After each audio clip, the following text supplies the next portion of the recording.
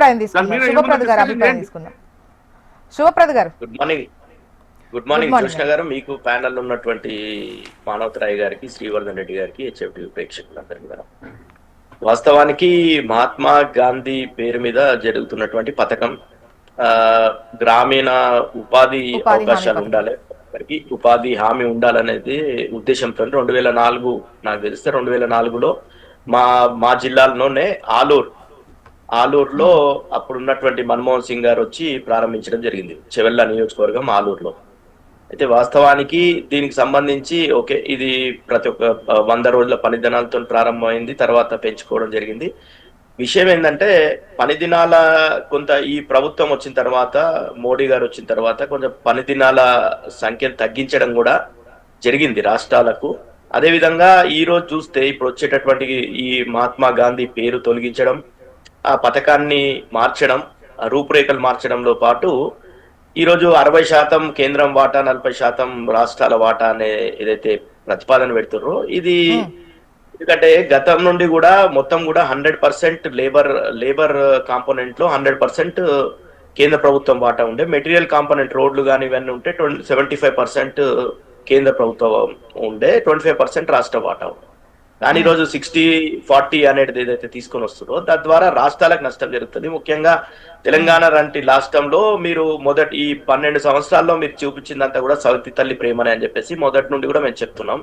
మీరు కొత్తగా ఏమి ఇవ్వకపోగా ఇట్లాంటి కొనసాగుతున్నటువంటి స్కీములలో కోతలు పెట్టడం తప్ప చేస్తున్నది ఏం లేదు కేంద్ర ప్రభుత్వం తెలంగాణకి.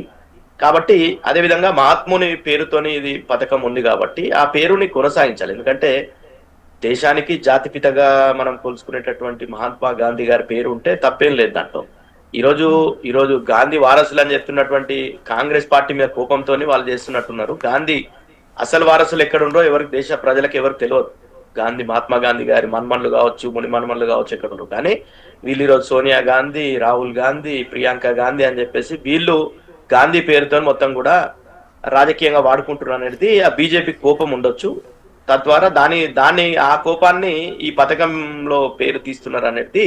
ఎందుకంటే ప్రతి గ్రామం వరకు కూడా ఈ పథకం రీచ్ అవుతుంది కాబట్టి లేబర్ ప్రతి ఒక్క మార్పు చేసినటువంటి ఉపాధి హామీకి సంబంధించిన ఈ పథకంతో ఎటువంటి లబ్ధి ఉంటుంది డైరెక్ట్ గా కూలీకి? ఇక్కడ మాట్లాడేది అంటే రాష్ట్రాల వాటా, కేంద్రం వాటా ఇంత ఉంది, ఈ లెక్కలు రాష్ట్రానికి కాస్త పెరగడం వల్ల రాష్ట్రాలకు ఇబ్బంది, డౌట్ లేదు. ఆ మిగతా చెల్లింపులు రాష్ట్రం చెయ్యాలి అని అంటే, సో అది కాకుండా ముఖ్యంగా అంటే చేసిన వెంటనే వారంలో చెల్లింపులు జరగడం కావచ్చు, 100 నుంచి 125 రోజులు పని దినాలు పెంపు కావచ్చు, ఇవేమన్నా ఉపయుక్తంగా ఉంటాయా? 100 నుండి ఇంతకు ముందే పెంచిన రోజులు, ఎందుకంటే రాష్ట్రానికి ఇంత టార్గెట్ ఇస్తారు గతం నుండి కూడా, అది తగ్గిస్తారు అనేది ఉంది. పని దినాలు ఇన్ని కోట్ల రోజుల పని దినాలు, నిన్న సీతక్క గారు కూడా ఒక స్టేట్మెంట్ ఇచ్చినట్టుంది. గతంలోనే 12.5 కోట్ల పని దినాలు ఏదో ఉంటే దాన్ని తగ్గించారని చెప్తున్నారు. వాస్తవానికి పని దినాలు తగ్గిస్తున్నారని గతం నుండి కూడా చెప్తున్నాం. ఇంకొక విషయం ఏంటంటే బీఆర్ఎస్ పార్టీగా మొదటి నుండి కూడా మేము కోరుతున్నది ఏంటంటే ఇది వ్యవసాయానికి అనుసంధానం చేయాలి పథకాన్ని. ఎందుకంటే కూలీలు దొరకలేనటువంటి పరిస్థితి, వ్యవసాయం భారం అయిపోయే పరిస్థితి మనం చూస్తున్నాం గ్రామీణ ప్రాంతంలో. నేను కూడా వ్యవసాయ ఆధారిత కుటుంబం నుండి ఉన్నటువంటి వ్యక్తిగా, వ్యవసాయం అనేది చాలా ఇబ్బందులతో కూడినటువంటి పరిస్థితి ఉంది, కూలీలు దొరకనటువంటి పరిస్థితి ఉంది. కాబట్టి వ్యవసాయానికి అనుసంధానం చేయాల్సినటువంటి అవసరం ఉండే. ఆ విషయంలో ఇప్పటివరకు కూడా కేంద్ర ప్రభుత్వం దాని మీద ఈ నిబంధనలకు సంబంధించి ఇప్పుడు వ్యవసాయ సీజన్ లో ఎప్పుడైతే కూలీలు ఎక్కువగా అవసరం అవుతారో ఆ 60 రోజులు పీక్ టైం ఏదైతే ఉంటుందో అప్పుడు ఉపాధి హామీ పనులు నిలిపివేస్తారు 60 రోజులు. ఇప్పుడు వచ్చిన నిబంధనలో అది గతంలో కూడా ఉంది.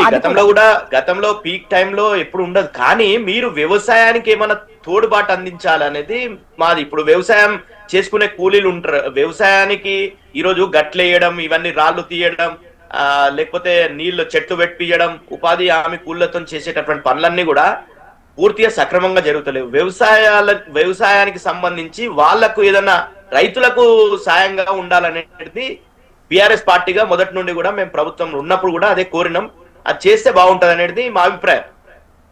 రైతులకు అనుసంధానంగా ఉండాలి, వ్యవసాయానికి అనుసంధానంగా ఉపాధి హామీ పథకం కొనసాగాలనేది మా ఉద్దేశం.